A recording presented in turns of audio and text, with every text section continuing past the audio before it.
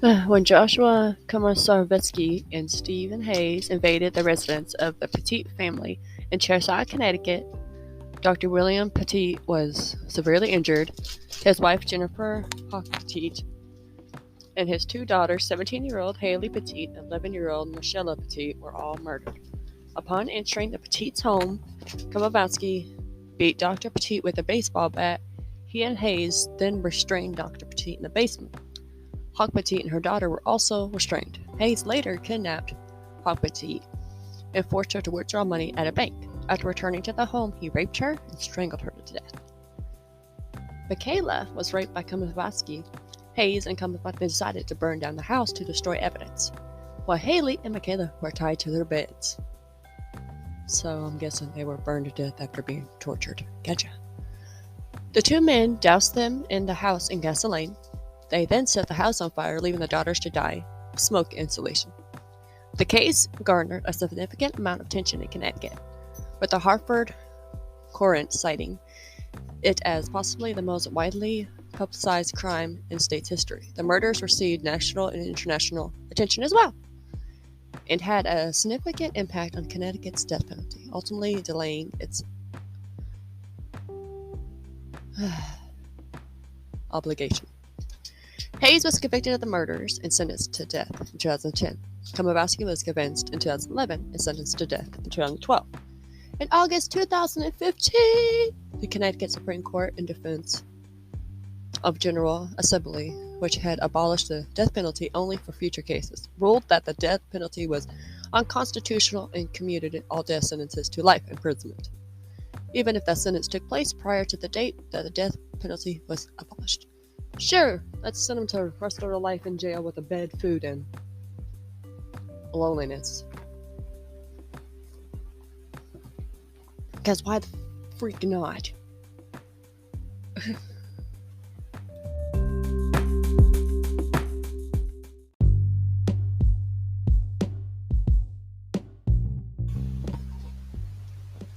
On the evening of Sunday, July 22nd, 2007, 48-year-old Jennifer and her 11-year-old daughter, Michaela Pete, went to a local Stop and Shop grocery store in Cheshire, Connecticut. They picked up food for a family dinner Michaela planned to prepare. During the trip to the grocery store, Joshua Komosarvetsky noticed them and took interest in. Then followed them home. Prosecutors argued at the trial that Komosarvetsky was motivated by money and his interest in Michaela, whom he later sexually assaulted. Shortly after, Stephen Hayes sent a text message to Komosarvetsky that read, "I'm chopping at the bit to get started. Need a margarita soon." Hayes then texts, "We still on?" He replies, "Yes." Hayes' next text asked, "Soon?" To which the Komosarvetsky replied, "I'm putting the kid to bed. Hold your horses." Hayes replies, "Dude, the horses want to get loose. LOL." Then, according to Hayes, he and Komosarvetsky had planned to rob the Petit house under the cover of darkness, leaving the family bound but otherwise unharmed. Both men attributed the grisly outcome to a changed plan. Upon their arrival in the early hours of July 23rd, they found Dr. Petit asleep on the couch in the sunroom. Komosarvetsky entered the basement through the unlocked door. Remember, always lock every door, or this will happen. Leaning on the basement stairs was a baseball bat. Komosarvetsky then entered the sunroom and used the baseball bat to strike Dr. Petit 4 to 5 times. He and Hayes bound his wrists and ankles with plastic zip ties and rope. Dr. Petit remembers one perpetrator telling the other, "If he moves, put 2 bullets in him." The children and their mother were bound in the reception room. Hayes and Komosarvetsky tied them by their wrists and ankles to the bedpost and placed pillowcases over their heads. After restraining the victims, Komosarvetsky and Hayes ransacked the house for cash.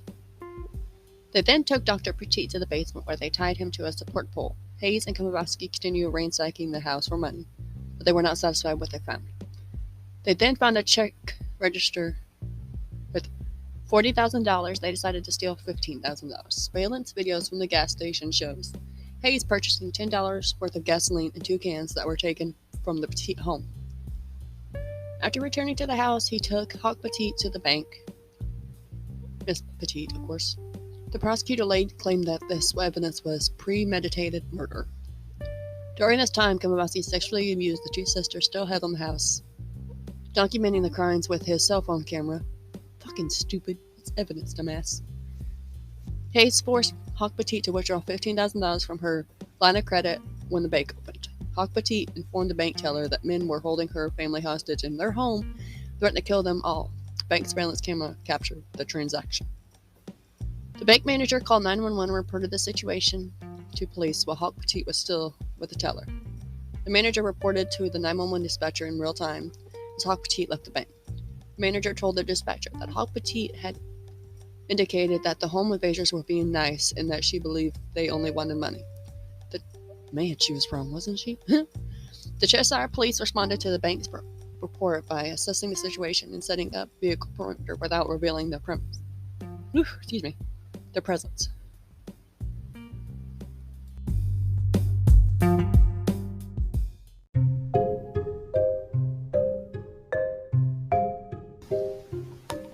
During this time, Hayes and Kamabatsky aggravated the nature of their crimes. Kamabatsky sexually assaulted 11-year-old Michaela, which he later confessed to when interrogated. Evidence that Kamabatsky raped Michaela came from her autopsy, during which state medical examiner Dr. Wayne Carver found his semen in her body. Kamabatsky photographed the assault and rape of himself. Again! Don't leave evidence! In his interrogation, claimed that he believed Michaela was 14 or 16. Forensic testing results showed that there was bleach on Michaela's clothes, indicating that Kamabatsky may have tried to eliminate DNA evidence from the assault. According to Hayes' confession, Kamabatsky provoked him into raping Hawk Petit, the mother, of course. Dr. Petit was able to hear his wife assaults upstairs. Oof. Damn, the last thing that you hear is your wife. Ooh, poor guy. He yelled up and heard one of the invaders say, "Don't worry, it's all going to be over in a couple of minutes." Dr. Petit then managed to escape. He later testified in court that he felt a jolt of adrenaline. People do say that happens right before, and I need to escape after being told this. I thought it's now or never, because in my mind, at that moment, I thought they were going to shoot all of us. Hayes said in his confession that while he was raping Hawk Petit on the living room floor, Kamabatsky entered and announced that Dr. Petit had escaped. Hayes then strangled Hawk Petit. Some investigators have said that Hayes probably raped her after she had been murdered, making him a necrophiliac. You know, doing the dead. He and Kamabatsky dosed her lifeless body in parts of the house, including the daughter's bedroom, with gasoline, while tied to their beds. Both daughters were doused in gasoline as well. Investigators would later find the accelerant on the Petit sisters' beds and on the clothing they were wearing. Hayes and Kamabatsky started a fire and fled the scene. Haley and Michaela both died of smoke inhalation. Haley managed to escape her restraints and run out of her bedroom into the hallway, where she collapsed and died. Oh, she tried to fight for her life. Dang. Her body was found at the top of the staircase, 3rd and 4th degree burns on her feet, indicating that she got very close to the fire around the same time she died. The medical examiner who performed an autopsy on her could not determine if the burns occurred before or after death. Michaela's body was found in her bedroom. She was still in her bed, her hands tied to her, and her lower body hanging off of it, like with her older sister Michaela Burns may have occurred while she was still alive. Dr. Petit had been able to free himself of the restraints, exit the house, and crawl to a neighbor's yard for help. The neighbor instantly did not recognize Dr. Petit due to the severity of his injuries. Meanwhile, Hayes and Kamabatsky fled the scene and Petit in the car. They were immediately spotted by police surveillance, pursued, and arrested 1 block away after crashing into a police car. The home invasion had lasted 7 hours. Both Hayes and Kamabatsky confessed to the murders. Detectives testified that Hayes smelled of gasoline throughout his interrogation. Each assailant claimed that the other was the drive force and mastermind behind the home invasion. Kamabatsky also blamed Dr. Petit for the murders. In Kamabatsky's diary, which was later entered into evidence, he called Dr. Petit a coward and claimed that he could have saved his family if he wanted to.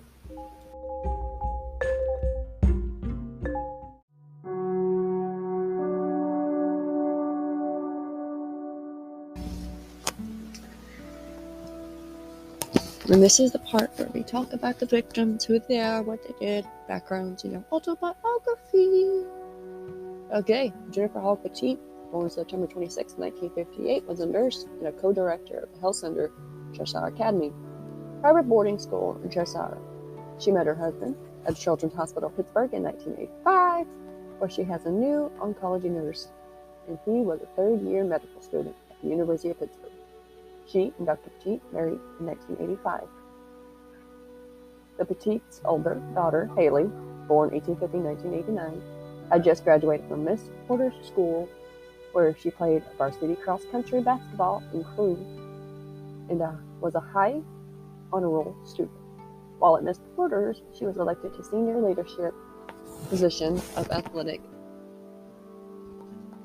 association head. She also won a school award for exemptional community service. Haley was scheduled to attend Dartmouth College, where she wanted to study medicine. Haley had been an active fundraiser for multiple places of research. Following her mother's diagnosis with that disease, she captured a walk MS team called Haley's Hope. Petit's younger daughter, Michaela, born November 17, 1995, attended the Chase Collegiate School before her death. After Haley left for college, Michaela planned on taking over Haley's Hope, renaming it Michaela's Miracle. Michaela often cooked for her family and had done so the evening before the murders. William Petit, the sole survivor of the home invasion, was an endocrinologist in Plainville. He was also the medical director of Jocelyn's Diabetes Center at Connecticut Central Hospital. He survived when he escaped via a direct extensional exit from the basement despite his injuries. Dr. Petit has not returned to his medical practice since the murder, stating his desire to be active in the foundation set up the honor to memory of his family. He contemplated running for Congress as a Republican, but later decided against it. In the following election cycle, he successfully campaigned for the Connecticut General Assembly and now serves as a state representative.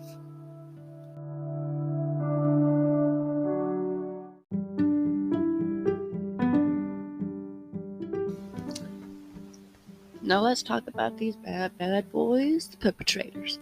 Stephen J. Hayes, born May 30th, 1963, age 58, of course. From Homestead, Florida.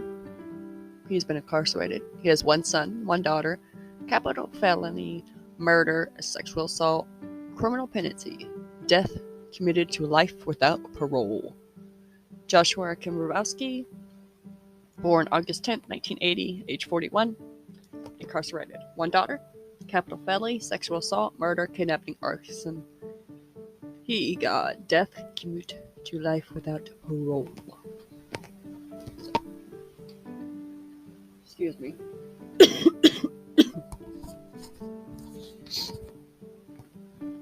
But Hayes, who was convicted as an adult for the first time in 1980 at age 16, he was paroled in 1982 but violated it 7 weeks later.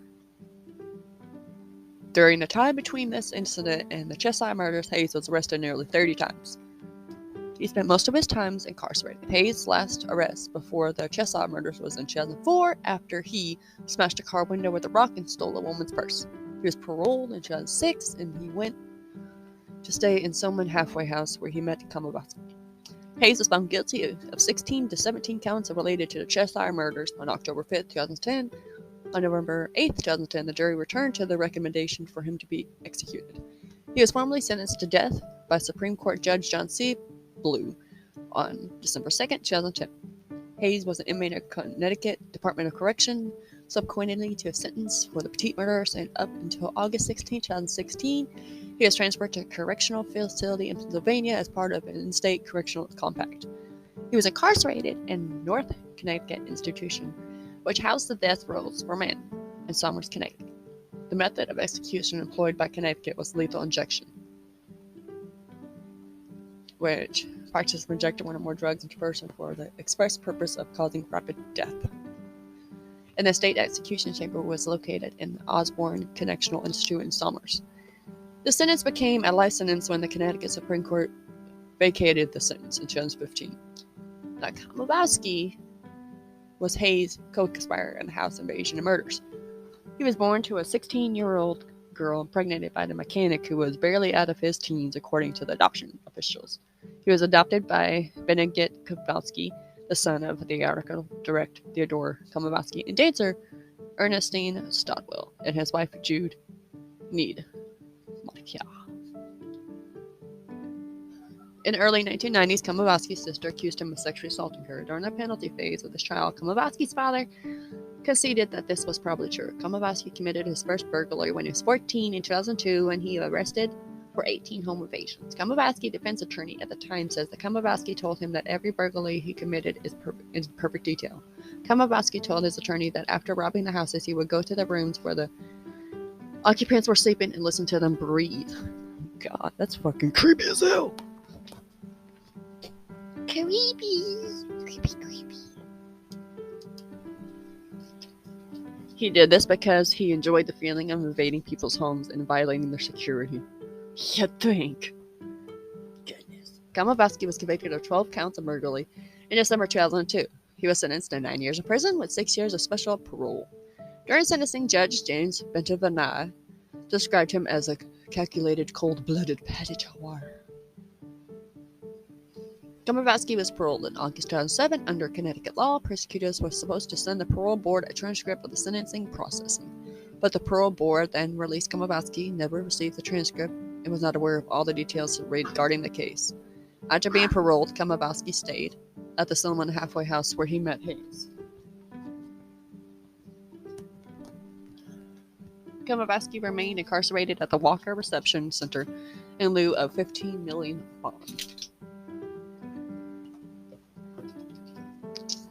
until his conviction. His trial began September 19, 2011, and October 13, 2011, he was convicted on all 17 counts. On December 9, 2011, the jury recommended the death penalty. On July 27, 2012, Judge John Blue sentenced Komowski to death by lethal injection. His sentence was also reduced to a life sentence when the Connecticut Supreme Court vacated their sentence in 2015.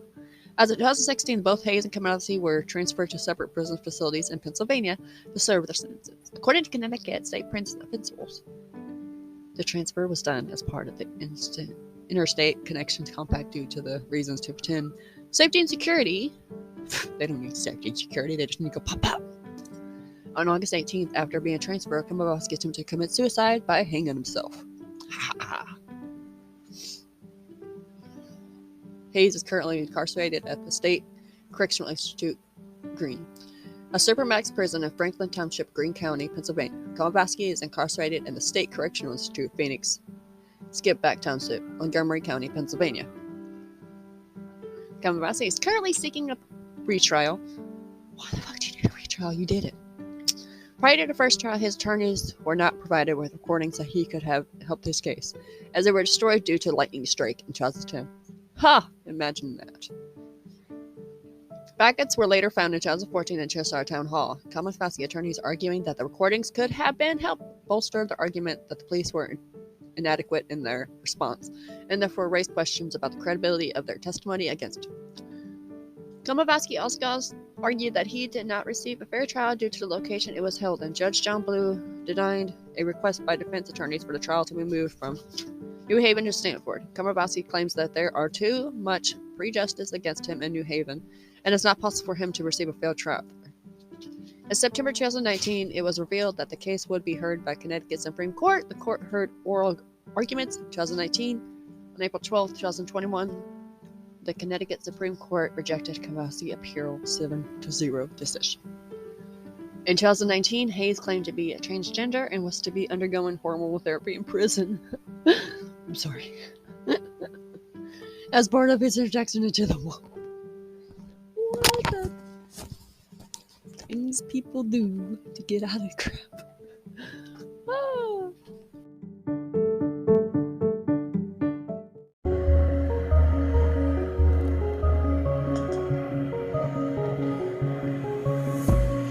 Can you tell me what you love about crime?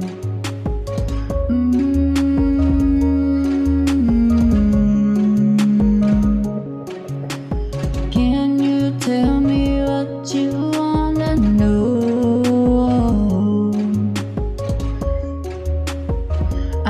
can give you what you need. Do you wanna know about the murder? Who died first? Purchase your tracks today. I wonder if they're still alive. Do you wanna know what they did first?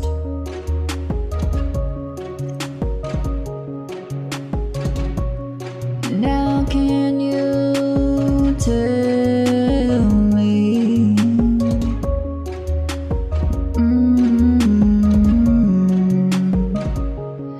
Now can you tell me? How do you feel about this? Is it just what we feel?